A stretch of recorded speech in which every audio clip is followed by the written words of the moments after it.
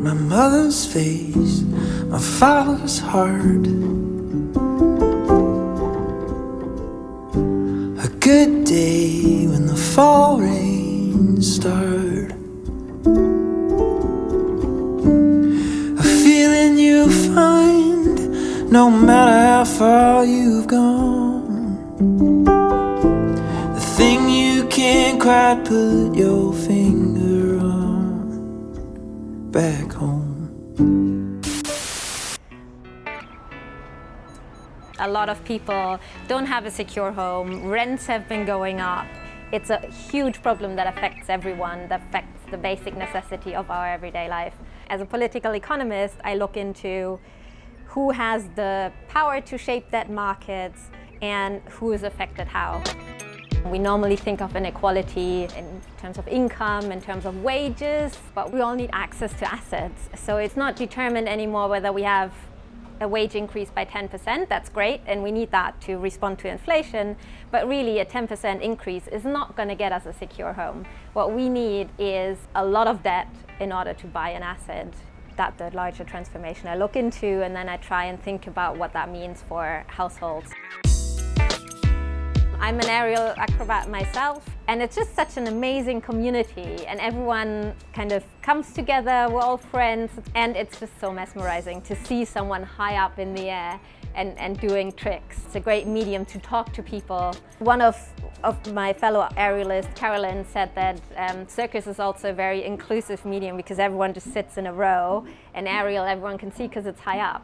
So in that sense, I really wanted to speak to a broad audience when I'm talking to people, because it affects really everyone, right? You cannot, either you have a mortgage or you rent.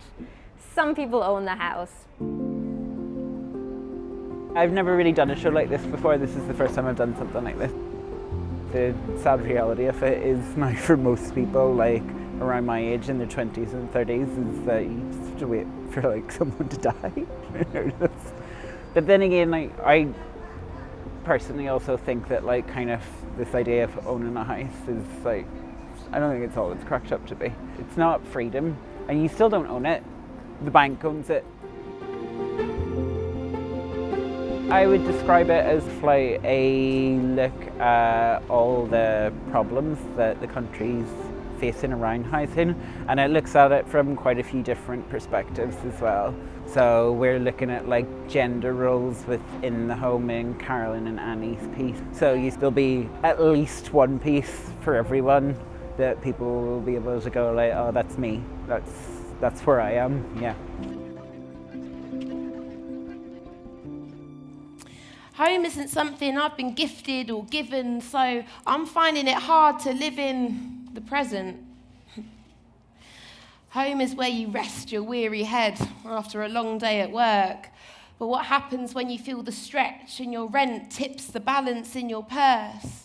Do you really get to rest, or do you question your worth?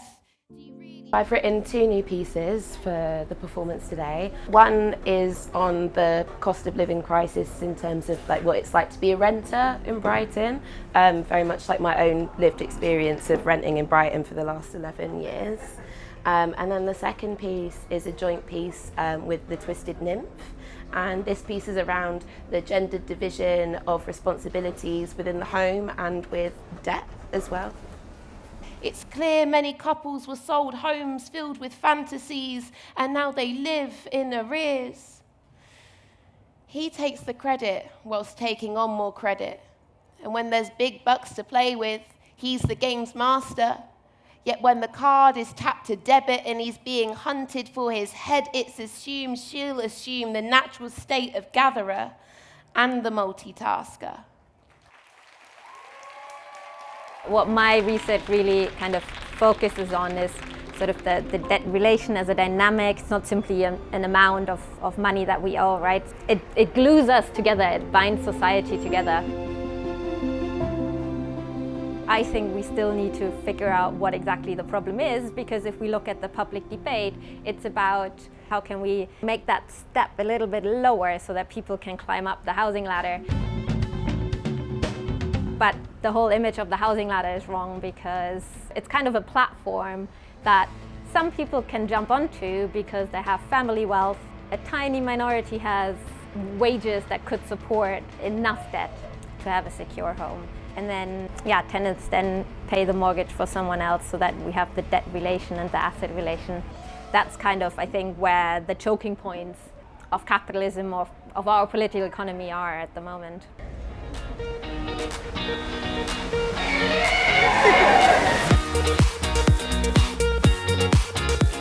So I kind of wanted to respond to that and show the inequality with respect to home ownership. I wanted tenants to pay very little, £5, and that includes all the students, right? So tenants for £5, people who own a house with a mortgage, £7, people who own outright £9, and landlords and landlady pay 13 because in a way they've made it because they get a lot of money every month based on the fact that they have somehow at some point managed to get a lot of debt to buy a house. It sparked a lot of interest, sparked a lot of conversations, a lot of people liked it because that's not an inequality we often think about. And so in that sense, I think that was a good kind of bringing people into what the show is about. Art is often at the centre of the revolution. It's how we can be more interpretative around these really difficult situations that are happening and get people to see the point or be able to empathise a bit more with that poetic language and the pictures you're painting. It can kind of help things slot into place for people who might not have seen it from your perspective before.